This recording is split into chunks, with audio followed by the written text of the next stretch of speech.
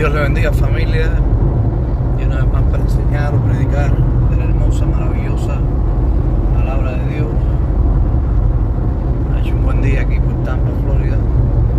Espero que con el favor de Dios el huracán ese se vaya al otro lado. Lo siento por otros que están en otro lugar que van a ser afectados, pero yo creo y confío de que no va a pasar por Tampa como dicen los pronósticos. Así que en el nombre de Jesús sigo creyendo que el huracán se desvía hacia otro lugar, no quiero decirlo para que no se alarme nadie, pero por aquí por Tampa no va a pasar con fuerza en el nombre de Jesús. Amén. Hoy quiero hablar de un versículo bien corto, el más corto de toda la Biblia, bien conocido por ustedes. Todos conocen este versículo, yo creo. Aquellos que han aceptado a Cristo, es el versículo más corto de la Biblia y está en el capítulo 11 del libro de San Juan. Y en este capítulo se encuentra este versículo que es Jesús lloró, el versículo 35, donde este capítulo del libro 11 de Juan empieza hablando de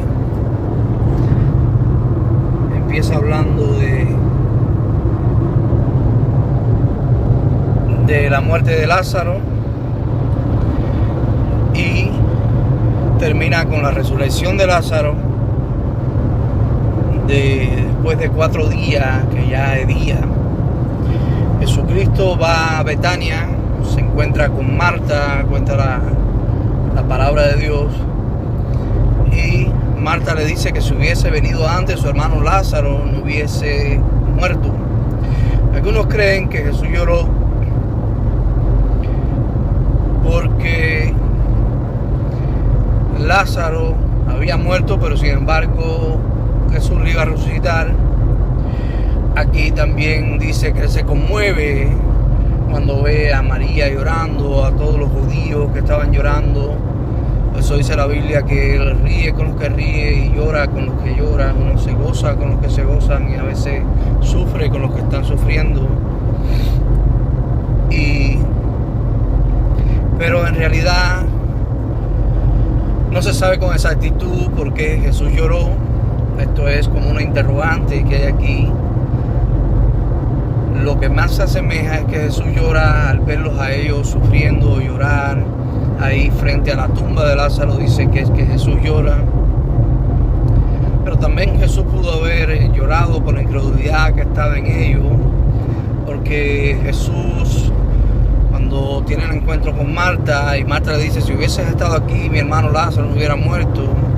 Aquel gran amigo de Jesús, el cual ellos iban, ya Jesús le había dicho a sus discípulos que él no estaba dormido, que él había muerto. Y es bien lindo porque aquí se escucha a Tomás decir: vamos nosotros a morir con él. Esta expresión es: vamos nosotros a estar ahí en su último momento, a llorar con él. Bien lindas las palabras de Tomás. Pero Jesús le dice a Marta: yo soy la resurrección de la vida. El que en mí cree, aunque esté muerto, vivirá. Y entonces Marta le dice: yo sí sé que cuando Él resucite en la resurrección de los muertos, en aquel día, entonces Él va a vivir. Ella no entendía bien. Jesús le hace énfasis de que Él tenía el poder para resucitarlo y ella no entendía bien. Después Jesús le dice a María, cuando quiten la piedra, le dice: y es de 4 días. Lázaro llevaba 4 días muerto, ya de día, ya apestaba, ya estaba putrefacto, ya estaba descompuesto. Pero Jesús aquí le dice: si crees, verás la gloria de Dios. Esta enfermedad era para manifestar la gloria de Dios, pero ocurre algo aquí también, y es que esta resurrección y esto que iba a ocurrir, iba a ponerle fin ya a la vida de Jesús en esta tierra y a llevarlo a la cruz, porque este milagro que ocurre aquí es quien hace que Caifás, aquí mismo dice sumo sacerdote, se levante ya ante las autoridades junto con los fariseos. Y usted sabe cómo después de Anás y Caifás es quien llevan a Jesús a la cruz. Y es bien triste lo que ocurre. Jesús no estoy seguro, lloró por esto porque sabía de que el resucitar a Lázaro ya era como que ponerle la tapa al pomo, como decimos en Cuba. Un muerto después de 4 días resucitar, esto no existía, esto antes no se había visto jamás por ningún profeta, ni antes de Cristo ni después de Jesús. Esto fue único en la historia. Gloria al Rey de Reyes y Señor de Señores por lo que hizo. Pero tal vez Jesús lloró porque sabía lo que venía con esta resurrección de Lázaro.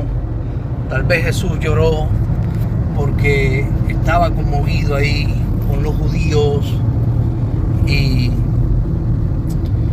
lloró junto con ellos, con el pueblo judío, allí en Betania, con María, con Marta, la vio llorar. Recuerda que María, había ungido a Jesús con el mejor perfume. Aquí mismo puedes verlo en este capítulo, como dice que María era la que había ungido a Jesús con el perfume, que después del capítulo 12 habla de esta anécdota que que Marta unge a Jesús para su sepultura. Ya ella lo había hecho según el capítulo 11. Y lo cierto es que nadie sabe con exactitud por qué Jesús lloró, porque Jesús nunca dijo por qué había llorado, porque él iba a resucitar a Lázaro. Entonces, si él le iba a resucitar, no tenía mucho sentido tal vez de por qué llorar, si él más bien debía estar alegre, que iba a resucitar a su amigo. No sé, la Biblia no dice, no especifica, pero lo que más nos acerca es que él tuvo compasión al verlos llorar a ellos y se afligió en espíritu. Dice la Biblia que Jesús estaba afligido y después dice que Jesús lloró. Jesús envía la palabra, primeramente ora en voz alta, habla en voz alta y él hace énfasis, él dice: yo hago esto no porque dudara, sino para que ellos escucharan, para que ellos pudieran aprender de que Dios es Dios y de que siempre estuvo ahí con él. Padre, tú siempre me oyes, le dice a Dios. Dios siempre respondía a lo que Jesús pedía o hablaba. En el principio era el verbo era con Dios y el verbo era Dios. Recuerda en el capítulo 1 del libro de San Juan, verso 1, Jesucristo era el verbo, la palabra viva, la palabra que siempre llegaba, la palabra que no volvía vacía, la palabra de Jesús, tremenda, impresionante, inigualable, inconfundible. La palabra de Jesús nos asombra, porque cada vez que Jesús decía algo ocurría. La higuera se secó por su palabra, los panes y los peces se multiplicaron por su palabra.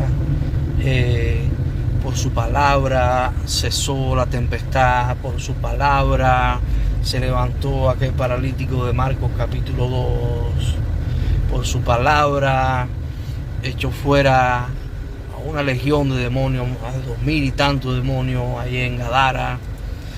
Me gusta decir Gadaria, suena lindo, pero es Gadara, en la región de Gadara, y con el gadareno.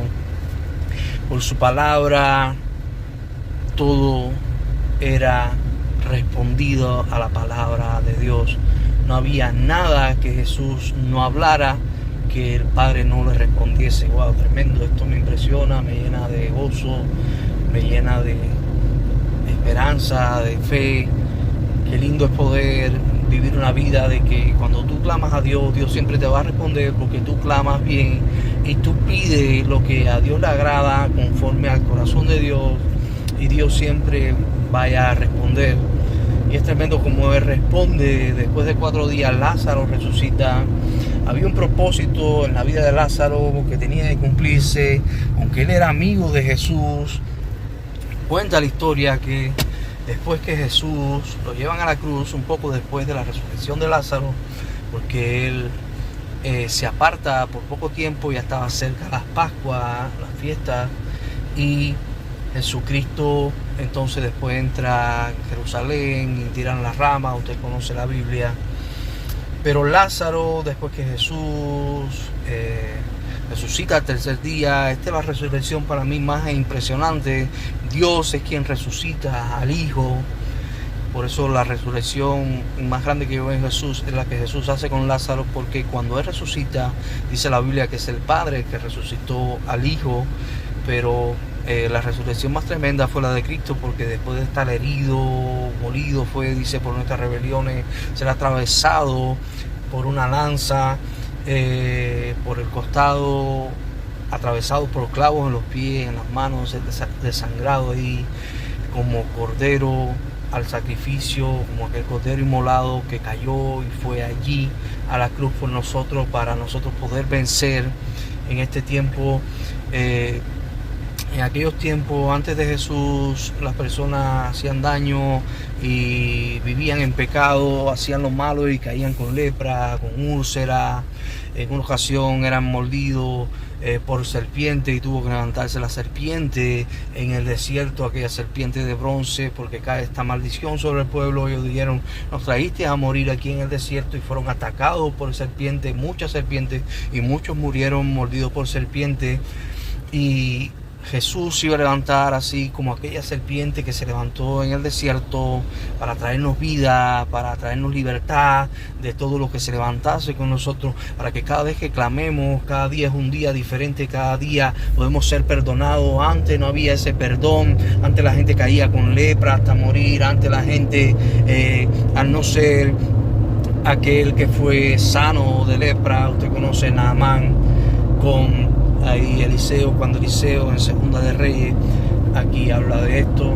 Pero es tremendo, porque eso no ocurría antes. Lo que nos trajo la muerte y resurrección de Cristo en la cruz de Calvario, esto no ocurría antes. Nosotros le pedimos perdón a Dios y seguimos sanos, seguimos libres, seguimos sin que el enemigo pueda entrar a nuestro hogar, seguimos cada día arrepintiéndonos y nada malo viene a tocar nuestra puerta. Esto ocurrió después de la muerte y resurrección del Maestro, que fue gloriosa, y la gloria la podemos experimentar hoy.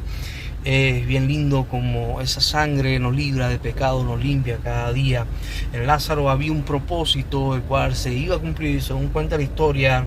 Muchos saben la historia, cómo terminó Isaías, muchos saben cómo terminó Pedro, muchos conocen cómo terminó Pablo, ahí encarcelado y fue decapitado.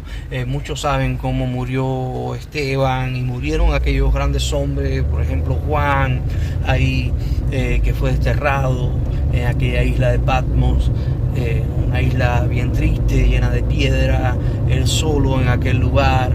Pero ahí Dios le da aquella gran revelación del Apocalipsis. Pero es tremendo, porque este hombre llamado Lázaro, cuenta la palabra de Dios que él